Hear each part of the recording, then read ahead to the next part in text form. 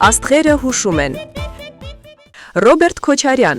կենդանակերպի նշանը առաջավորասիական այծ, Կազիոլուս ալբանիուս։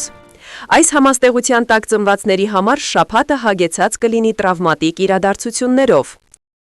Երկուշաբթին ծանր օր է։ Քննչական կոմիտեից կստանաք հերթական ծանուցումը, հերթական $200 միլիոն թալանը վերադարձնելու կամ դրա ինչ-որ մասը որևէ հիմնադրամի փոխանցելուց հրաժարվելու գործի շրջանակներում։ Երեքշաբթին բարեհաջող օր է։ Կհայտարարեք, որ Հայաստանի բոլոր դժբախտությունների պատճառը Լևոնն է, եւ կես ժամ անց քննչական կոմիտեն կչեղարկի ու ետ կկանչի սեփական ծանուցումը։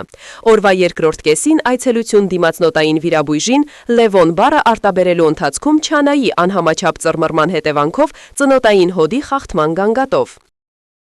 Չորեքշաբթին բարեհաջող է հատկապես անշարժ գույքի ձեռքբերման գործարքների համար։ Աստղերը խորհուրդ են տալիս անձամբ իրականացնել գործարքները, առավել ևս, որ դեպի հունական կղզիներ թռիչքների տոմսերը չորեքշաբթի օրերին զեղչվում են մոտ 40%-ով։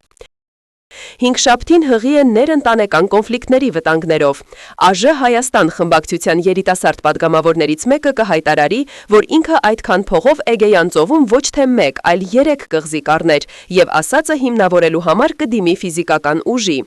Անմիջապես կփոշմանեք, որ ժամանակին բռնցքամարտի փոխանեն զբաղվել եք բասկետբոլով եւ սերֆինգով։ Այցելություն դիմացնոտային վիրաբույժին լյովիկ բառը արտաբերելու ընթացքում չանայի անհամաչափ ծռմռման հետևանքով ծնոտային հոդի խախտման գանգատով։ Ուրբաթ օրը կհայտարարեք, որ մտադիր եք դուրս գալ քաղաքականությունից։ Անմիջապես քննչական կոմիտեից կստանաք հերթական ծանուցումը, հերթական $200 միլիոն թալանը վերադարձնելու կամ դրա ինչ-որ մասը որևէ հիմնադրամի փոխանցելուց հրաժարվելու գործի շրջանակներում։ Շաբաթ օրը կհայտարարեք, որ շարունակում եք մնալ Նիկոլ Փաշինյանի հիմնական այլընտրանքը եւ անպայման մասնակցելու եք ընտրություններին։ Քննչականն անմիջապես կկարճի քրեական գործը եւ ետ կկանչի ծանուցումը։ Կիրակի օրը հանգիստ կարող եք զբոսնել քաղաքում։